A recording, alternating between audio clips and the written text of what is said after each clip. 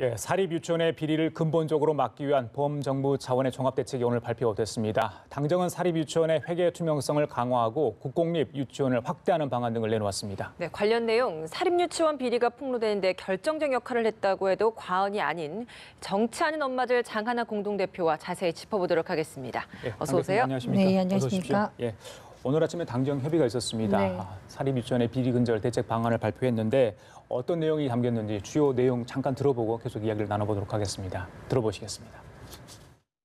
국정과제인 국공립 유치원 40%를 조기에 달성하도록 하고 국공립 유치원의 운영 형태를 다양하게 해서 국공립 유치원을 신속하게 확대해 나가겠습니다. 국가관리 회계 시스템인 에듀파인을 단계적으로 도입해서 19년에는 일정 규모 이상의 유치원 및 희망 유치원에 한해 우선 적용하고 2020년부터는 모든 유치원 사용을 의무화합니다. 개인이 운영하는 유치원을 점차 법인화할 수 있도록 추진하고 향후 신설되는 유치원은 비영리법인 또는 학교법인만이 설립하는 것을 원칙으로 하겠습니다. 현재 사립유치원 단체를 중심으로 일부 지역에서 휴원을 하겠다는 움직임이 감지되고 있어 학부모님들이 불안해하고 있습니다. 이런 부조리한 상황이 일어나는 것을 방지하기에 근본 대책에는 법 개정을 통한 교육감의 운영 개시 명령권, 명령 불이행 시 학급 정원 감축 등 행정처분, 불이행자에 대한 벌칙 등 제재 규정을 마련하겠습니다. 예, 장 대표님. 이번 사립유치원 비리 파문이라고 해서 되겠죠. 많은 네. 학부모들이 마음고생을 하고 계시는 상황 아니겠습니까? 그래서 정부가 이제 신속하게 좀 대책을 내놓았는데 오늘 전반적으로 대책을 보시고 어떤 느낌 드셨는지 그것부터 좀 여쭤보겠습니다. 네, 뭐 어제까지도 사실 걱정하는 마음으로 대책을 기다렸는데 기대는 이제 기대 이상이다. 학부모로서는 예. 이제 이번 대책이 어떻게 잘 지켜지는지 계속 지켜보겠다 이런 말씀 드리고 싶습니다. 그래요? 예. 큰 틀에서 본다면 일단 감사 체계가 강화됐고 그리고 회계 시스템을 좀 정리를 했고 거기에 네. 대해 이제 뭐 국공립 유치원에 대한 그 뭐 수요를 충분히 공급을 확대하겠다라는 방안이 나온 것으로 볼 수 있을 것 같은데 가장 먼저 좀 회계 시스템 개선에 대해서 좀 짚어본다면 2020년까지 에듀파인에 모두 가입하도록 하겠다라고 지금 이야기가 나왔거든요. 네. 이 부분에 있어서는 보시기에 이렇게 된다면 좀 회계 시스템이 전반적으로 좀 투명해질 수 있을 거라고 보십니까? 그러니까 높이 평가하는 부분 중에 하나가 에듀파인을 2020년까지 그러니까 상당히 조기에 이제 모든 유치원에 적용하겠다 이 점을 좀 높게 평가한 건데요. 예. 당연히 이렇게 되면 저희가 언론 통해서 보았듯이 뭐 명품백이라든가 뭐 해외 여행비라든가 뭐 자녀 이제 교육비라든가 이런 거를 쓰는 건 없어집니다. 왜냐하면 그 특별한 게 아니고 회계장부를 온라인 시스템화해서 교육청 직원들이 현장에 가지 않아도 열람을 할 수 있는 거기 때문에 이렇게 뭐 아무 영수증이나 이렇게 회계장부에 첨부하는 이런 것들은 없을 것이고요. 하지만 이번에 뭐 여러 차례 보도되었듯이 장부 외의 비리들이 많습니다. 네, 또 가족들이 다 교직원으로 취업을 해가지고 고액급여 가져가는 부분. 이번에 제일 좀 우려되는 부분은 원장과 교직원들의 어떤 채용 기준이라든가 특히 급여 제한 이런 것들이 전혀 안 나와 있어서 마음만 먹으면 계속 이제 교직원들 고액급여로 운영하는 사립들도 나타날 것이다 보여지고요. 그리고 또 교사분들에 대해서도 국공립의 어떤 준한 호봉제라든가 좀 안정적인 이런 그 근무 형태를 좀 보장을 해드려야 되는데 처우 개선비 인상한 정도의 말만 있었습니다. 그래서 어떤 그 평교사들에 대한 배려는 좀 이번 대책에서 아쉬운 부분입니다. 알겠습니다. 국가 회계 시스템 에듀파인 이 부분을 꼭 사용해달라. 이게 이제 강력한 주문이고 그 부분에 대한 점검 좀 있을 것 같습니다. 자, 그리고 이제 학부모님들이 가장 많이 또 요구를 했던 부분이 국공립 유치원 확대 부분 아니겠습니까? 당연하죠. 자녀들 많은데 이거 다 수용할 수 없어서 힘든 상황인데 그래서 이제 원래 나왔던 그 안보다 좀 더 많은 수를 확대하겠다. 이게 골자 아니겠습니까? 충분하리라고 보십니까? 오늘 안에 어떻게 보세요? 그러니까 이게 그 국공립 40%를 늘리겠다는 말은 아니고 조기 달성이란 표현을 해서 그러니까 올해 이렇게 내년에 500학급 늘릴 것을 1000학급이다라고는 했지만 그게 후내년도 그럴 거란 말이 없어서 그러니까 정말 그야말로 조기 달성에 그치면 이제 학부모들은 실망스러울 것이다 하고 이제 원래 40%는 대통령 공약 사항이었는데 예. 거기에서 더 나간 바는 없다고 보여집니다. 하지만 뭐 국공립 확충에 대한 그래도 의지를 밝히고 저희가 지난해까지는 공약 이행도 사실 의심스러운 상황이었거든요. 예. 그렇기 때문에 좀 가장 중요한 것은 11월에 2019년 예산안에 이게 반영되느냐 마냐고 오늘의 약속은 사실 다 국가재원 들어가는 부분이니까 그렇죠. 네. 엄마들이 내년도 예산 계속 지켜보겠습니다.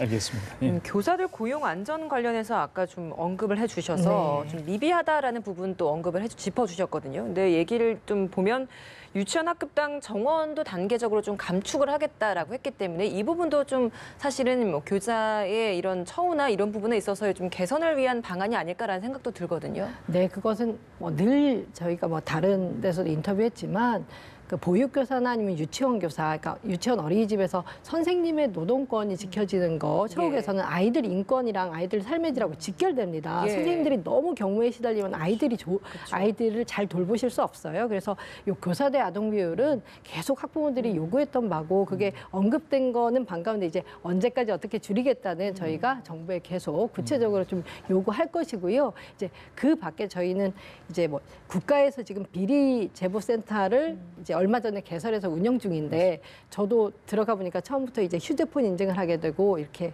그 실명을 다 드러내야 돼서 그 학부모나 교사들이 좀 우려를 많이 합니다. 왜냐하면 이게 교육청으로 전해지고 교육청에서는 그 원에 그거를 전달하면 신변이 다 노출되거든요. 예. 하기 때문에 요 비리 제보를 위해서도 평교사들의 좀 고용 안정, 그러니까 직원을 해도 잘리지 않는 예. 쉽게 얘기해서 그런 부당해고 막는 것들에 대해서도 좀 촘촘한 그 제도가 필요할 것으로 보입니다. 강 대표님, 이번 사태가 터진 이후에 집회 네. 등을 통해서 학부모님들의 목소리를 계속해서 이렇게 드러내지 않았습니까? 네. 국민들이 그 부분에서 공감도 많이 했고요. 예.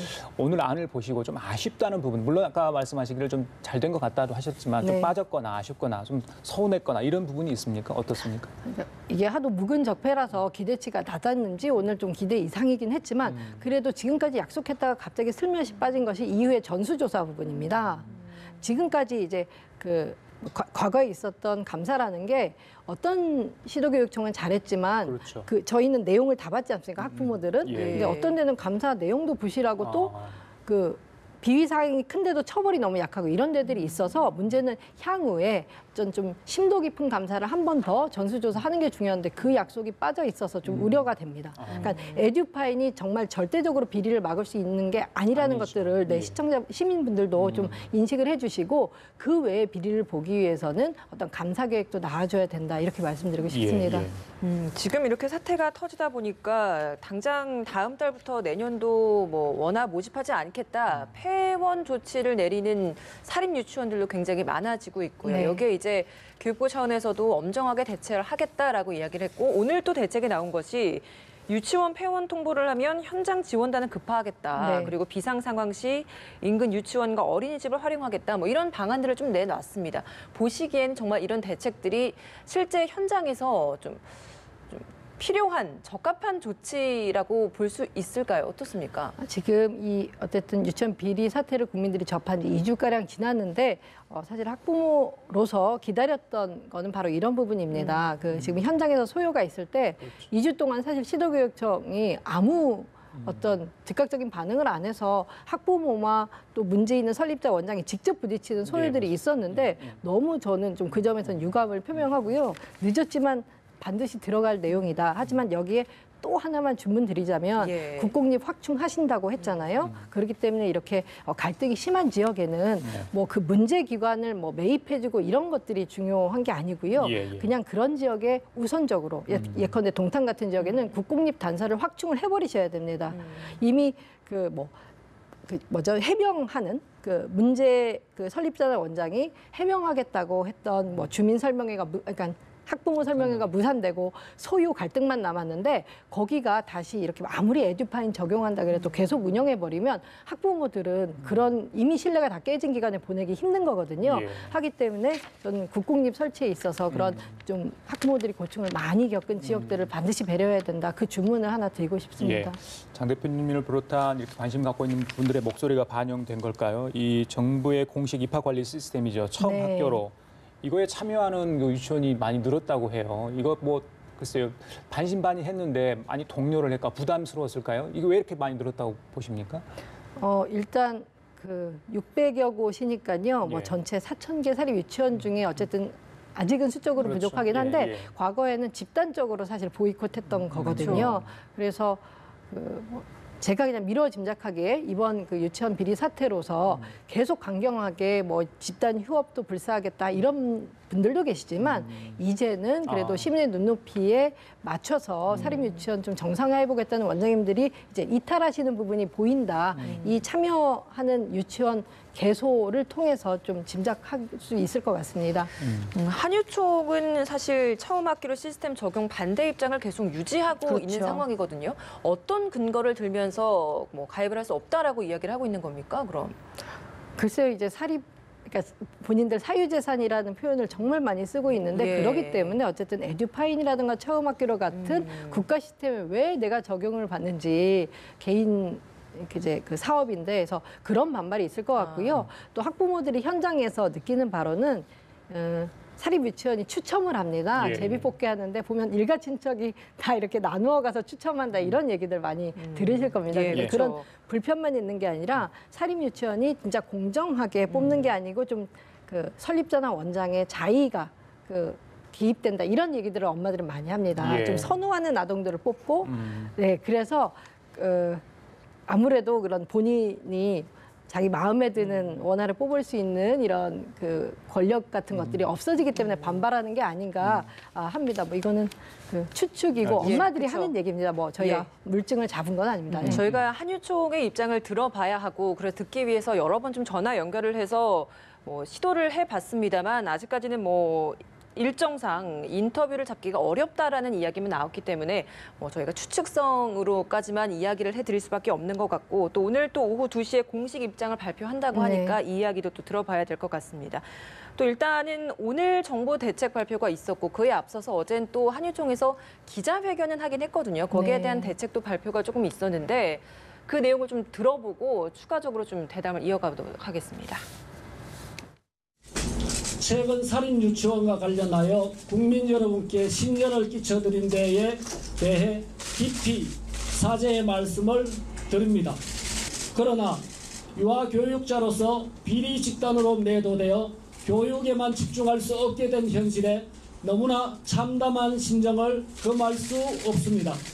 이번 살인 유치원 감사 결과 비리 집단으로 매도된 가장 큰 이유는 교육부에서 살인 유치원 설립자들이 유치원을 운영하기 위해 투입한 사유재산에 대한 보장이 없는 재무회계 규칙을 적용하였기 때문입니다.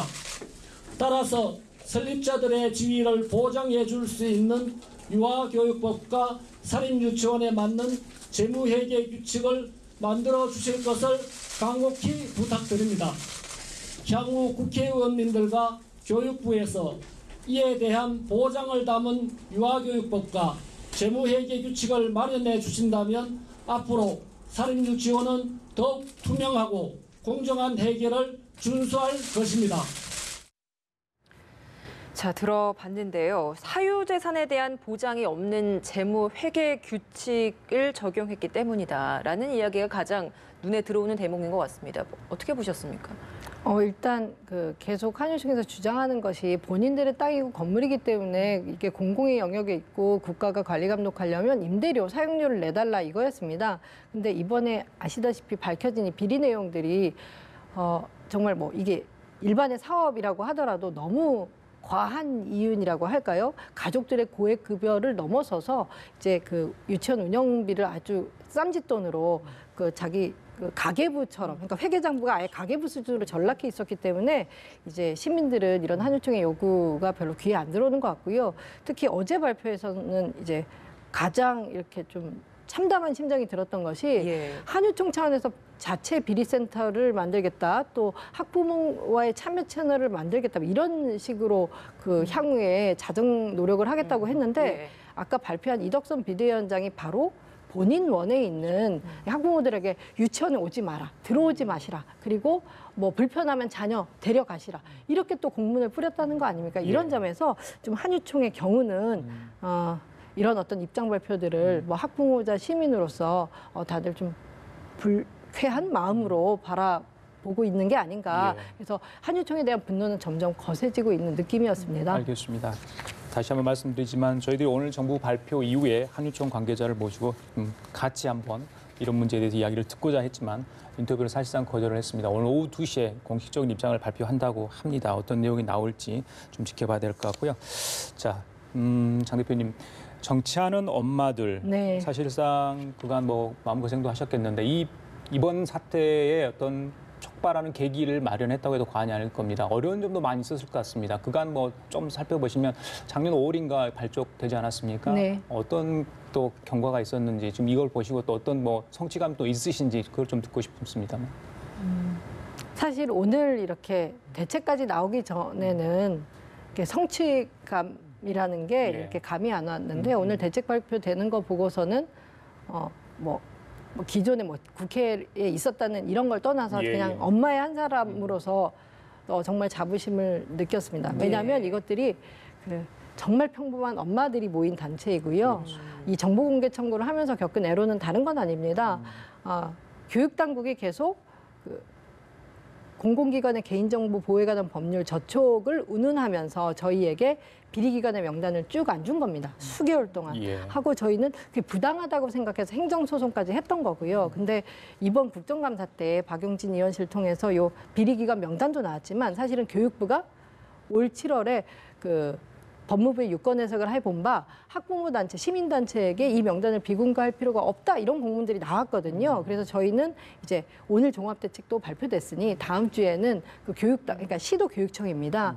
이런 시도교육청을 대상으로 감사원 감사 청구도 또 할 것이고요. 예. 네, 또 뭐 한유총이 이제 억울한 면이 있다고 하지만 저희가 1년여 동안 한유총과 많은 어떤 정부 주최 토론회라던가 유치원교육 정상화를 위한 어떤 간담회 자리에서 만났는데 이렇게 토론회를 무산시킨 게 올 10월이 처음이 아닙니다. 뭐 여러 교육청에서 전국 순회 어떤 세미나에서도 이런 실력 행사를 했었거든요. 그렇기 예. 때문에 그 점에 대해서도 법적 검토한 후에 어떤 공무집행 방해로 어떤 그 피해를 본 학부모들이 소송을 할 수 있을 것을 지금 검토 중인데요. 그런 예. 것들을 이제 끝이 아니라 다시 바로잡는데 계속 노력을 해 나갈 것입니다. 그렇군요. 예. 유치원뿐만이 아니라 사실 어린이집에 대한 비리도 굉장히 네. 많이 있었기 때문에 여기에 대한 명단 공개에 대한 뭐 청구도 해둔 상태라고 들었습니다. 네, 맞습니다. 네. 지금 저희가 그것도 답변을 기다리는데 늘 이 시민정보공개 청구했을 때 녹록치가 않습니다 하고 사실 이번에 박용진 의원실도 직접 이 일을 한 보좌진분들한테 들은 바로는 예. 국회의원실이지만 자료 확보할 때 정말 수차례 많이 종용해서 겨우 받았다라고 했거든요. 하고 만약에 박 의원님이 여당이 아니라 야당 의원이었다면 받기 힘들었다. 지난 정권 같으면 저는 이런 일이 벌어지기 힘들었다. 이렇게 생각될 정도로 예, 예. 네. 그렇기 때문에 이 어린이집도 저희가 정보공개 청구하고 지금 수집하는데 공개하는 데도 있고 아니고 실개인가 좀 있습니다만은 뭐 국회에서도 또 이 문제도 관심을 가져주시길 바라고요. 그 점 하나만 정말 말씀드리고 싶습니다.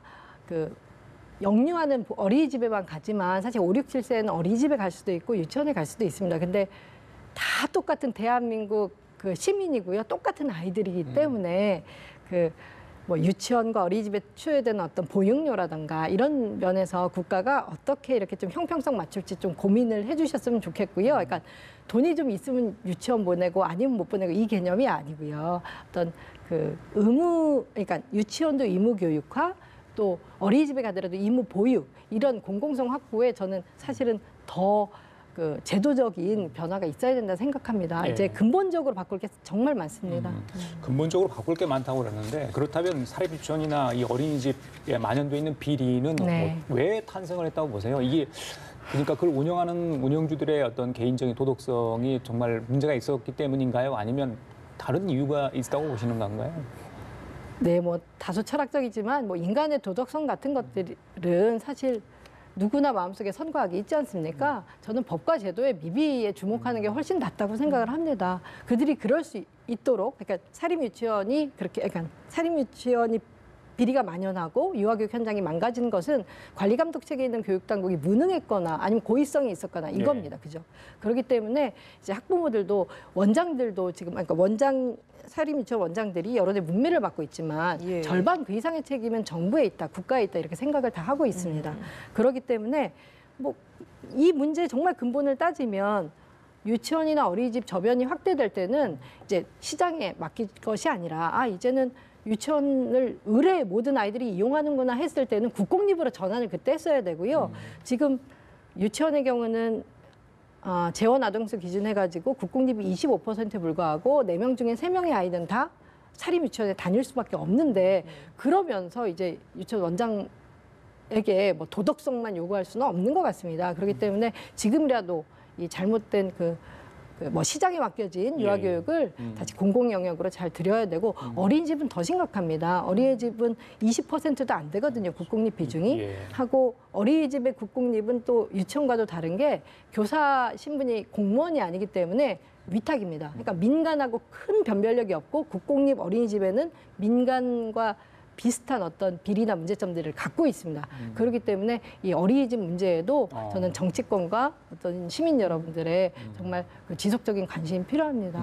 정말 얼마나 약한 우리 아이들입니까? 그렇죠.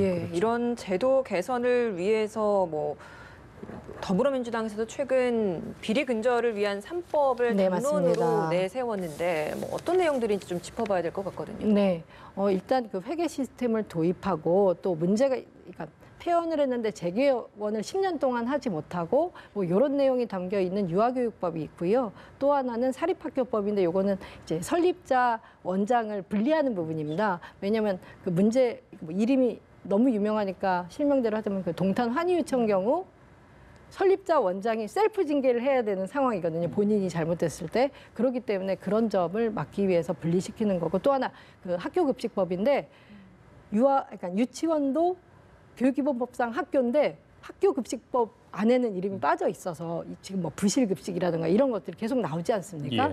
그래서 그렇게 3가지 법안인데 이제 하여튼 법안 내용이 좀 부족한 점도 있고 보완됐으면 하는 면도 있고요. 가장 우려는 그 자유한국당이 이걸 동의해 줄까 이 부분에서 부모들은 좀 조마조마하게 지켜보고 있습니다. 알겠습니다. 오늘 좀 귀한 시간 내주셨는데 앞으로 정치하는 엄마들 많은 활동도 기대해 보도록 하겠습니다. 지금까지 정치하는 엄마들의 장하나 대표와 함께 얘기 나눠봤습니다. 말씀 잘 들었습니다. 고맙습니다. 감사합니다.